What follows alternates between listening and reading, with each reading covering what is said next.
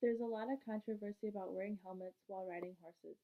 Some people say you don't need to wear one because the horse didn't do anything bad, but on the other side, people say that you should most definitely wear one because you never know what could happen.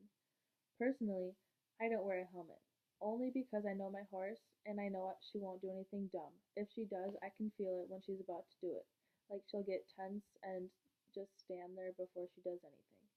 However, when I first started riding when I was 7, I was forced, not only because I was a beginner, but because the lady who was giving me lessons didn't want me to get hurt. The first time I switched places where I took lessons, the lady made everyone wear a helmet, no matter how young or old or experienced. Even if you weren't riding one of her horses. She didn't want anyone to get hurt and sue her. Makes sense, right?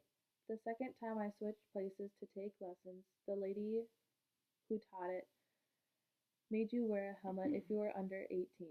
Once you turn 18, it's optional if you want to wear one or not. According to horsechannel.com, when an adult rider chooses to embrace freedom of choice and chooses not to wear a helmet and then suffers a head injury, he or she isn't the only one who suffers the after effects. According to the statistics proved by the AMEA SRF, the survivor of a head injury may be faced with long-term disabilities such as epilepsy, personality changes, intellectual memory, or impairment. All of these affect interpersonal relationships. Then there are the medical costs. Hospitalization for severe head injury runs about $25,000 a day, and extended care over a lifetime can amount to over $3 million. That's a heavy burden to place on family, friends, and society. Wearing a helmet also depends on which discipline you're doing. 99% of riders who ride English, you will find them wearing helmets because they do like jumping and going fast. If you see people riding Western, chances are they're not wearing a helmet. If they are wearing something on their head, it's either a cowboy hat or some sort of baseball style hat. According to Troxel, a famous helmet brand, wearing a helmet is 80% effective in preventing a head injury. Also, there is no statistical correlation between skill level and injury likelihood. Some states like New York and Florida actually have laws about wearing helmets. New York New York's law is that it is required for riders under the age of 14 to wear approved helmets when riding a horse on highways and or private roads.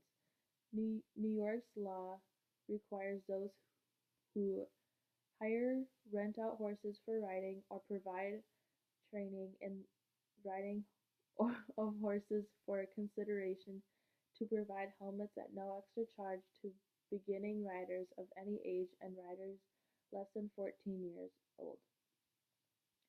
The law also requires horse providers to offer standard equestrian helmets to all riders along with an appropriate helmet safety information. This law took effect in 2000. However, in some other states they don't have laws, but they have ordinances. In Norco, California, they passed an ordinance in 2008 stating that any rider under the age of 18 who rides horses in public areas must wear a helmet that fits properly. A helmet must be worn whether or not the rider is controlling the horse. For a helmet to be sold, it needs to get certified. To, it goes through multiple tests with the American Society for Testing Materials (ASTM) and also the Safety Equipment Institute (SEI). If the helmets pass the test, it's ready to be sold. Organization that writes safety standards for everything from artificial playground surfaces to firefighter suits. The ASTM draws testing procedures and safety requirements for each item, standards that can be adopted by individual organizations such as USA Equestrian to certify all protective helmets, including bike, hockey, and equestrian helmets, They are dropped onto a flat anvil from a height of about 6 feet and from several angles and directions. A second anvil test is designed with the particular skill and risk of a sport in mind. Drew Malaves says, who has who has served on the ASTM Equestrian Protective Headgear Committee since 1984, says for equestrian testing, the second anvil has a very sharp corner that the helmet is dropped on. This is just like the impact the side of a jump or horse's hoof would have. All helmets are tested for concussion and retention after being frozen to T-20 degrees, heated to over 120 degrees, and submerged in water overnight. In conclusion, I hope you wear a helmet in the future whenever you ride a horse to stay clear of any injuries that could last a lifetime.